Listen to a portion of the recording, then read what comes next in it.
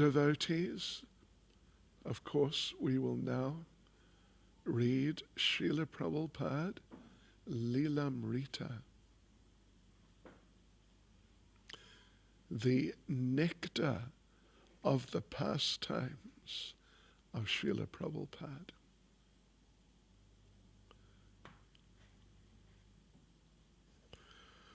So where were we? We're right at the end of the third volume. And there's another, 18 pages to go. So anyway, we'll just see 2 or 3 nights. We should finish, I would say, on Friday. Anyway, we'll see. I haven't been counting how many pages we do a night. So, devotees, we are in, Srila Prabhupada is in, he's in Calcutta, I think. He's in Calcutta. Prabhupada's in Calcutta.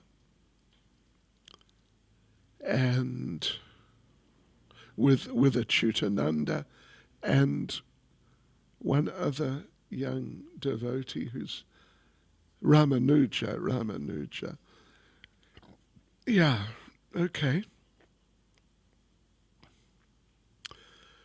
Nama Om Vishnu Padaya Krishna Presta Bhutale Shrimati Bhakti Vedanta Swaminiti Namane Namaste Saraswati Deve Gauravani Pracharne Nirvishesha Shunyavadi Paschyatyade Shatarne Sri Krishna Caitanya Prabhu Nityananda Sri Advaita Gadadha Shivas Adi Gaura Bhaktivinoda Hare Krishna Krishna Krishna Hare Hare Hare Rama Rama Rama Hare Hare Vanchakalpatarubhyascha kripa sindhubhya evacha Patitanam pavanebhyo Vaishnavebhyo namo namaha.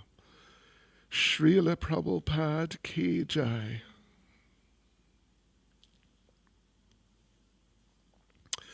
Okay. Yes, so Prabhupada's in Calcutta and he's meeting different people and devotees, some of his godbrothers and their disciples and so on. Prabhupada regularly invited his godbrothers and their disciples to join him in America. Sometimes he seemed to do it just to get them at least to think more of preaching. Bhaktisiddhanta Saraswati had once chided that the Gaudiya Math ashram was no more than a joint mess. You understand joint mess? Joint mess? Well, a mess is a dining room. Yes, it's a dining room for the troops sort of thing. So it's just a communal dining room. But it's also a bit of a mess too. The members going out each day and collecting enough alms so that they could eat together. But with no dynamic vision for preaching. So Prabhupada's frequent invitations, you should go to America, come back with me, would stir them, even if they couldn't actually come. On visiting the ashram of Bhakti Saranga Goswami, Prabhupada saw that the audience consisted almost entirely of old widows. But he spoke as usual. Anyway, we've got dynamic young devotees. Yeah.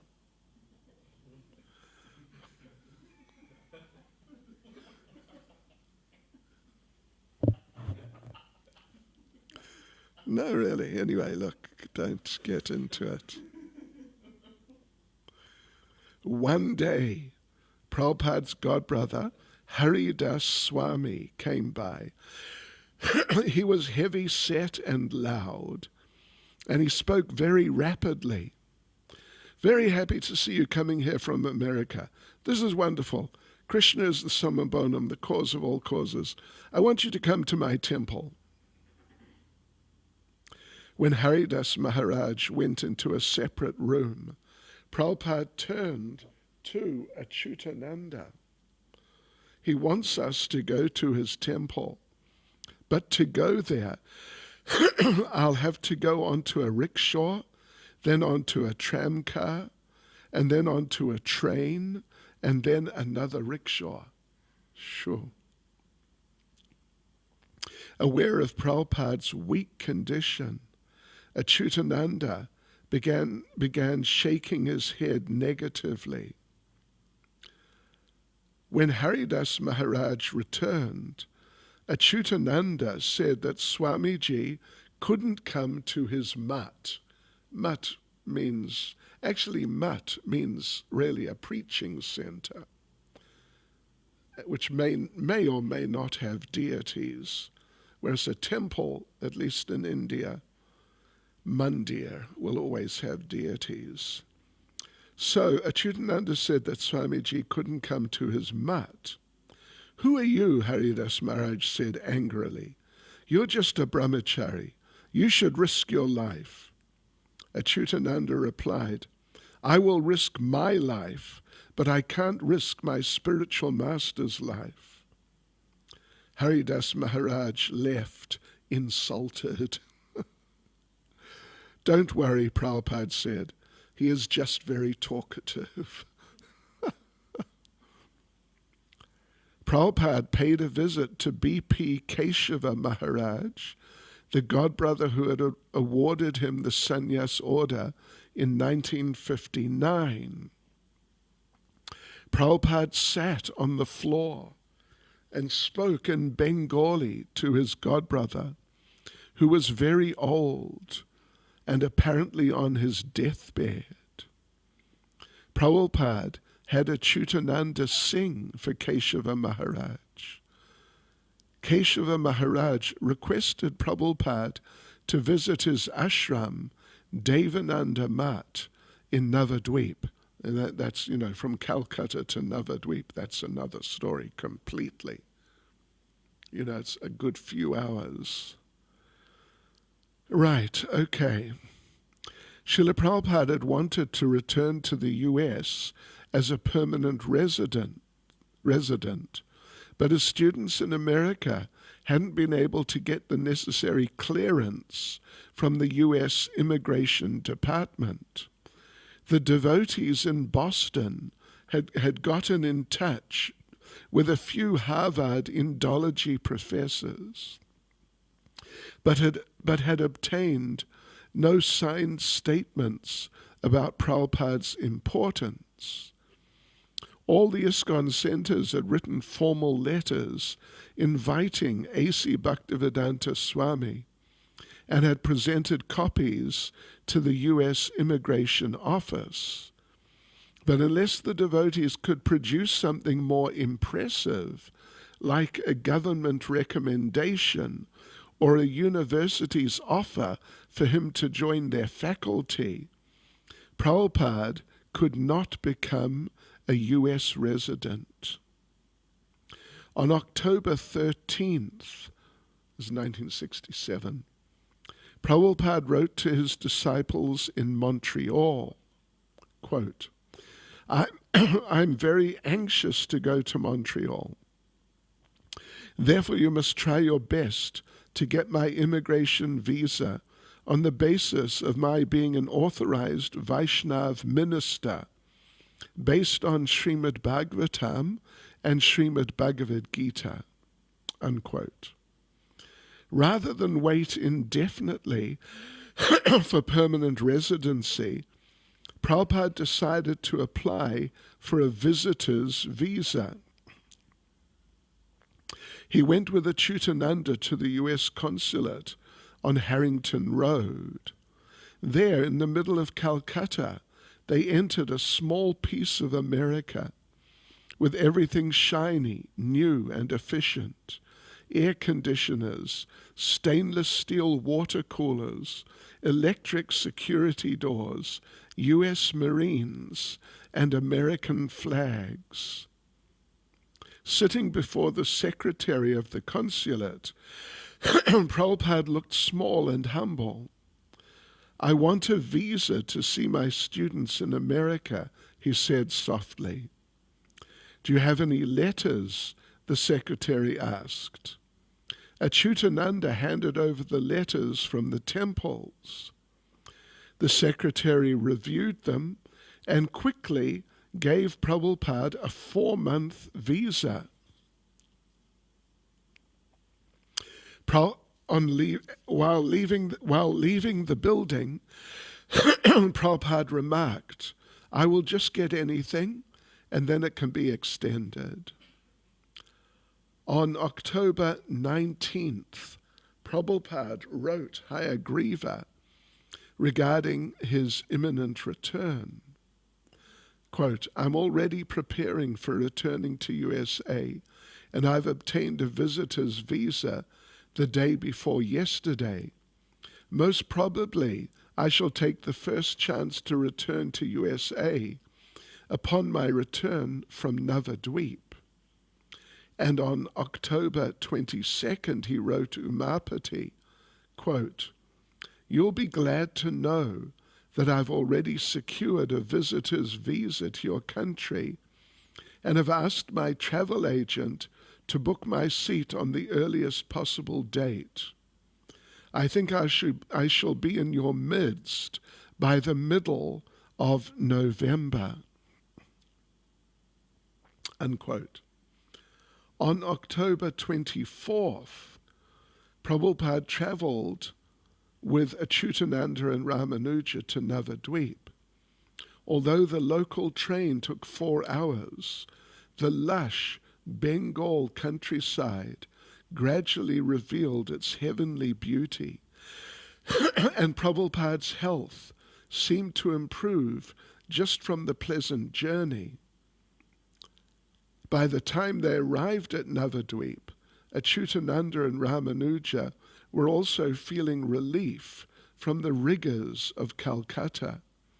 For the first time in weeks, they could open their eyes without blinking through drops of perspiration.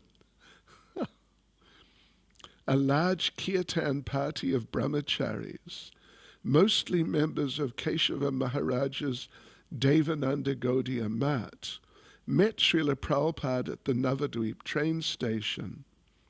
The brahmacharis were meticulously neat, with their robes all dyed the same shade of saffron, their Vaishnav tilak markings bold and distinct, their heads smoothly shaved, their shikas precise. They offered Prabhupada and his party aromatic garlands made from flowers resembling lotuses, and gathered around Srila Prabhupada with worshipful enthusiasm. Also present were a few of Sridhar Maharaj's disciples, waiting with rickshaws to take Prabhupada and his disciples to their guru's ashram. So it's a competition. Although between the two groups there was an unspoken competition for Prabhupada's presence, he had previously agreed to go to Sridhar Maharaj's place.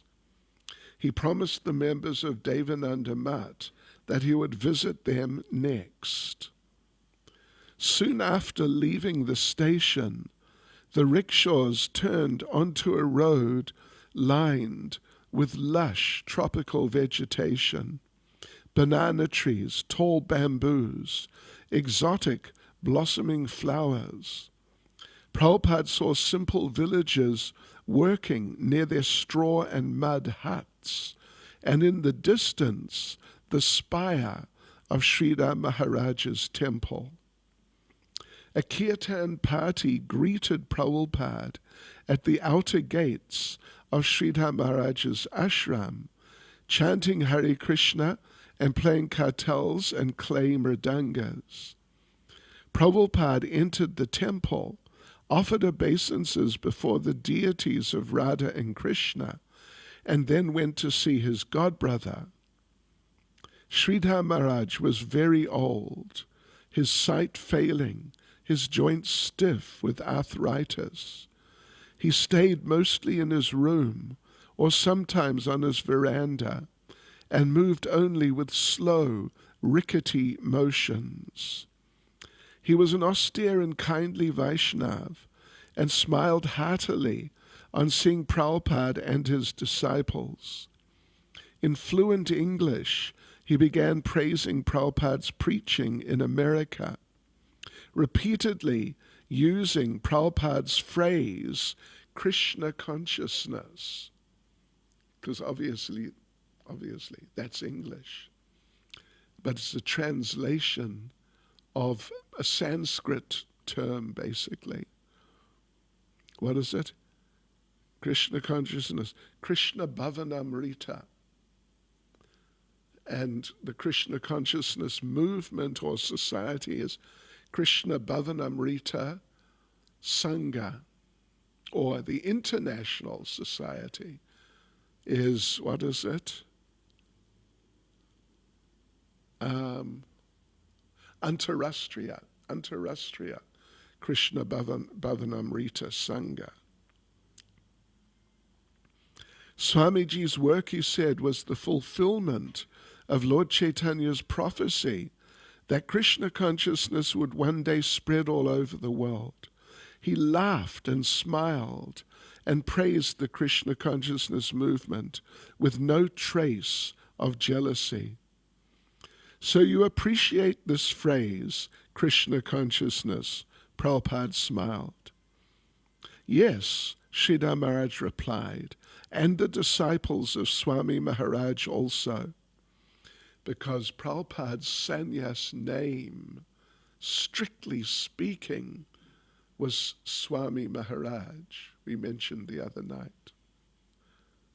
That's really, strictly speaking, the initiated sannyas name he was given, Swami Maharaj.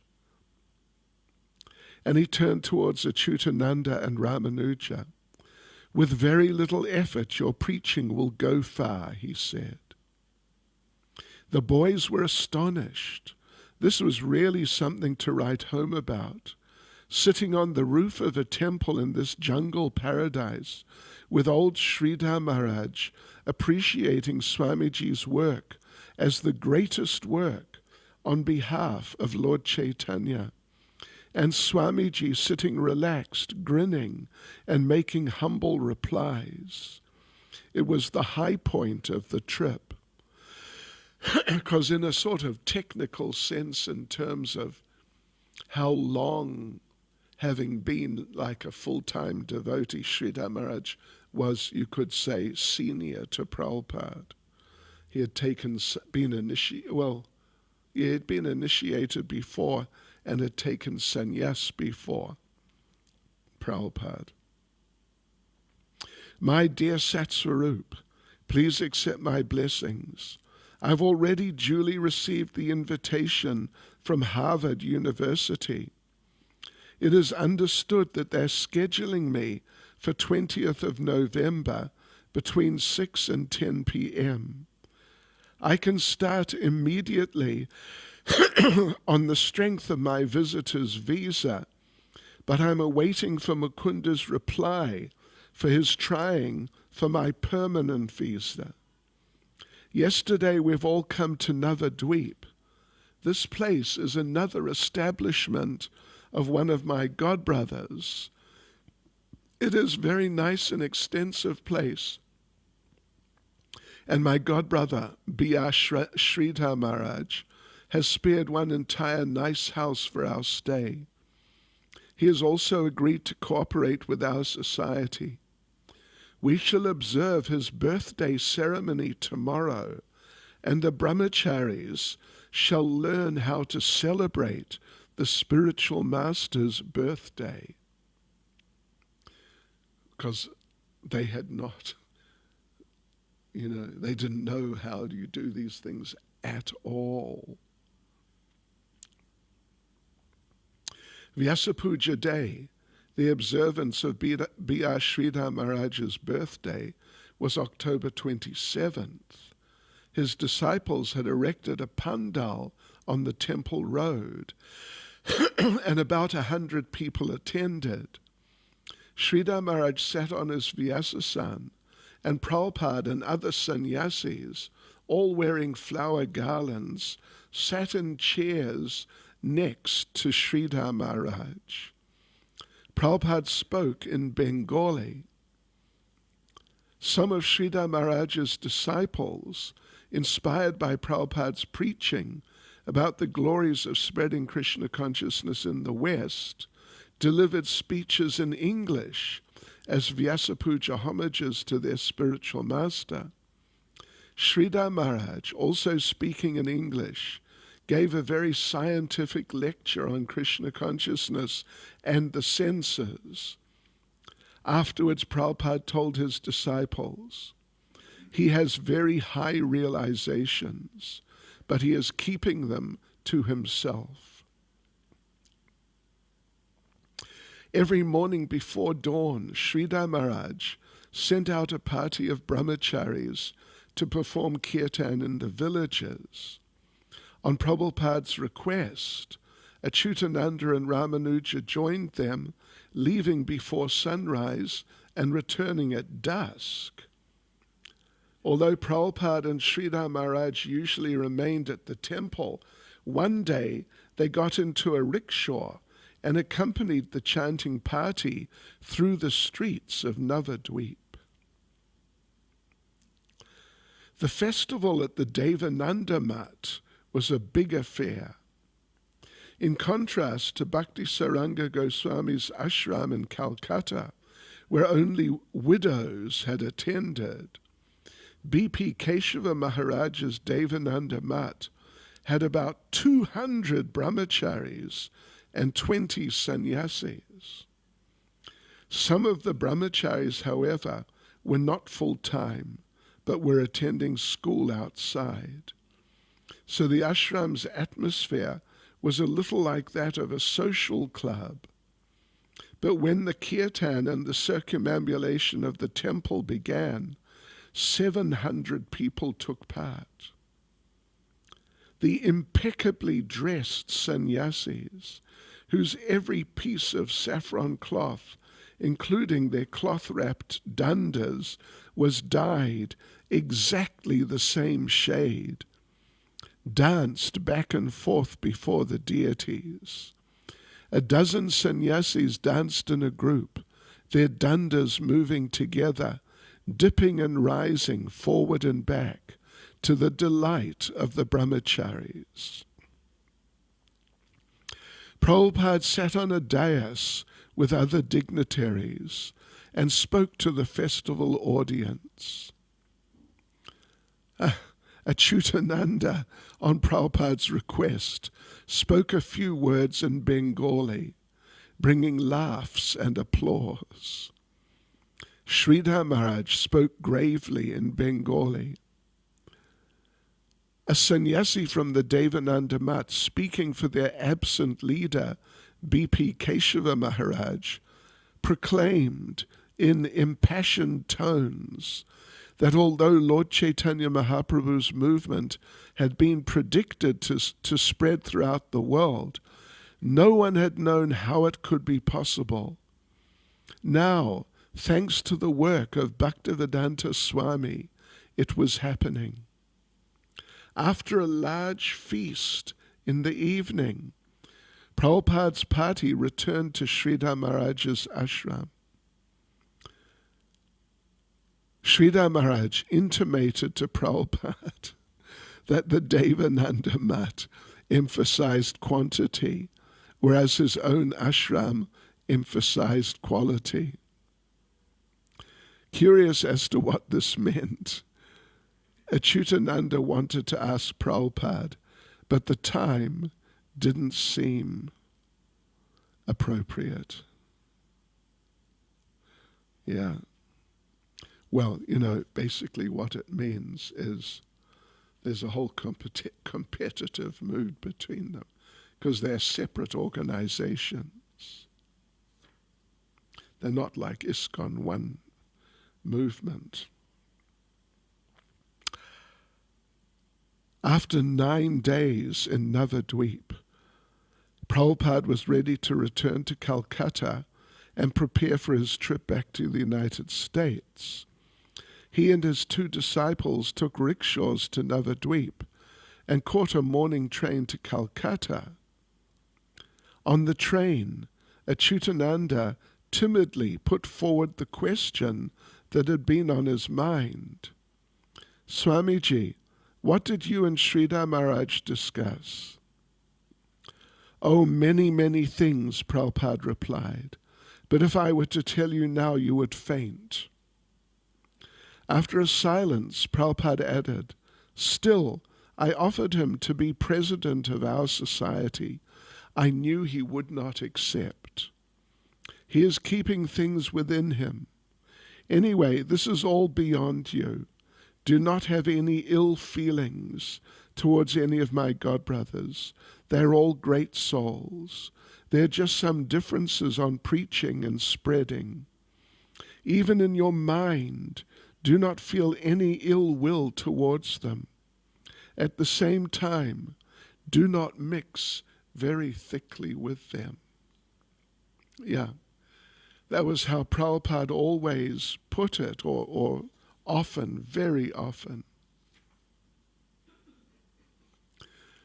Offer respect from a distance, but keep a distance. Achyutananda suggested maybe if these 2 sannyasis had each other's qualities combined. Ah, yes, Prabhupada said, now you have understood me. Srila Prabhupada's intention in coming to Calcutta was simply to prepare for America. He had his visitor's visa already, but he thought that if he stayed in India a little longer, in San Francisco, Mukunda might be able to secure permanent American residency for him. He went to his sister's house to spend his last days in Calcutta there, but after only a few days he felt that the Radha Govinda deity, the deity he had worshipped in his childhood, was calling him.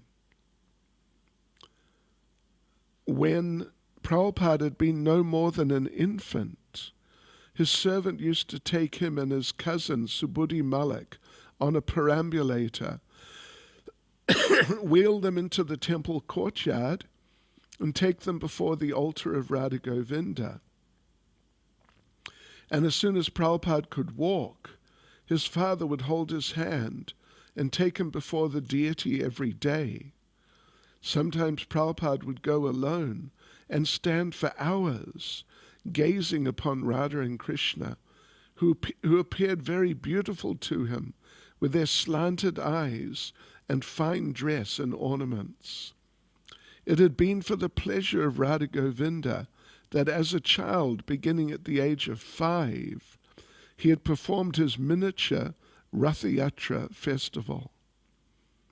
Just 2 weeks ago, when Prabhupada had been staying at his sister's house, his health had prevented him from going to North Calcutta to see the deity, so he had gone to Navadvip without taking their blessings.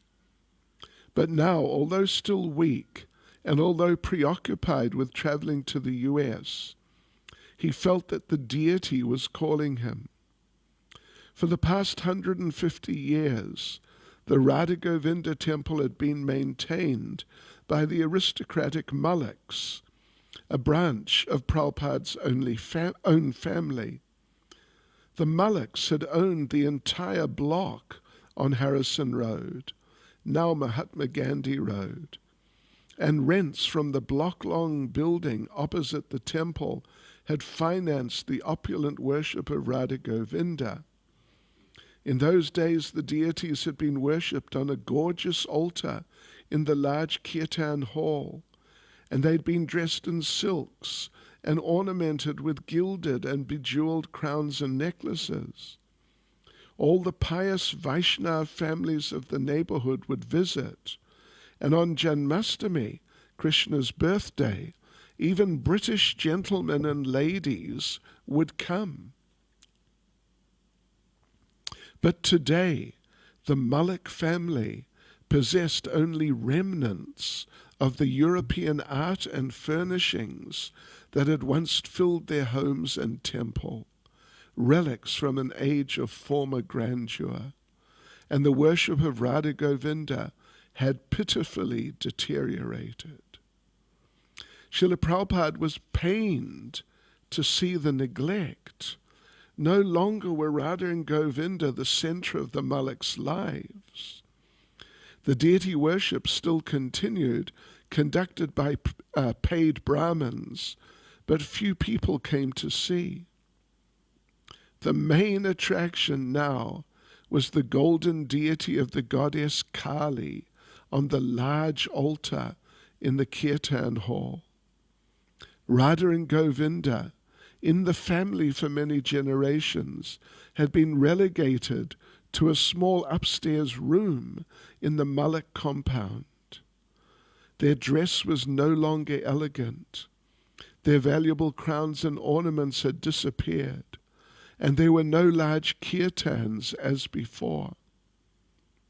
Only a paid Brahmin came in the morning to rub sandalwood pulp on their shining bodies, dress them carefully in whatever simple clothes remained, and place jasmine garlands around their necks, while a widow or two watched the silent proceedings.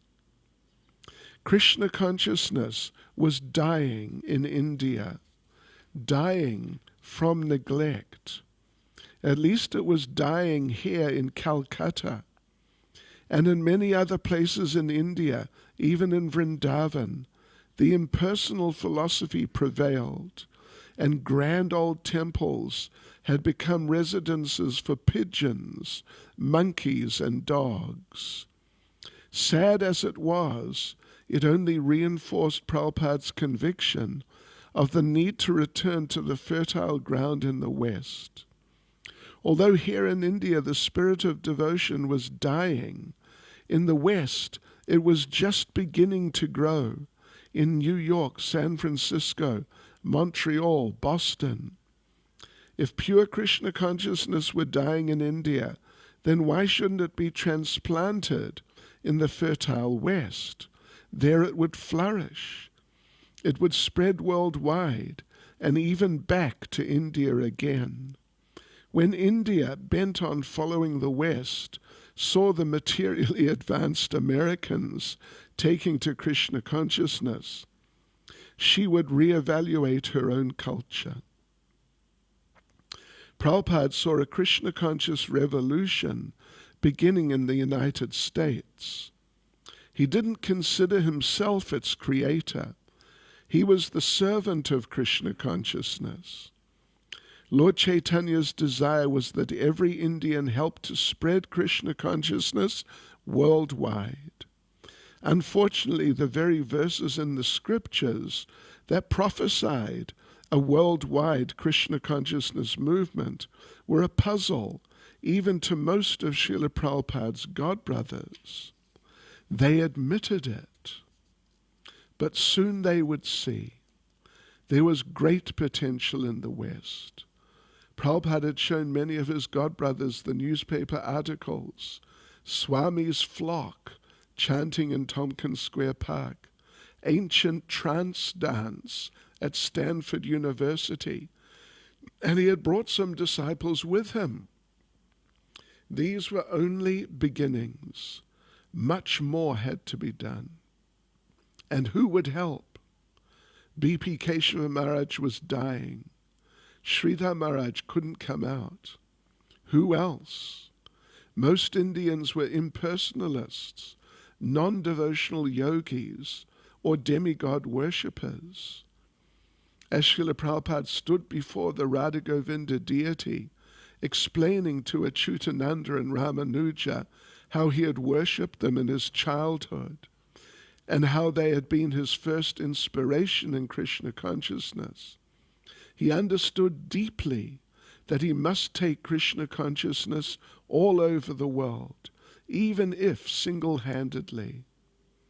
Of course, he was not alone. He had disciples, and they were opening new centers even in his absence. He would have to return to them very soon and supervise his growing movement. Hare Krishna.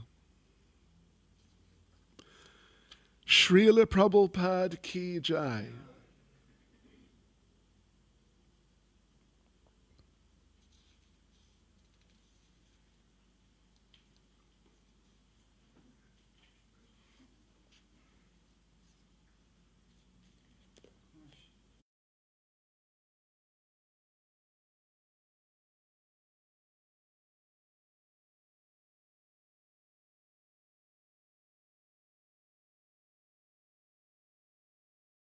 Anyway, you can always ask me privately.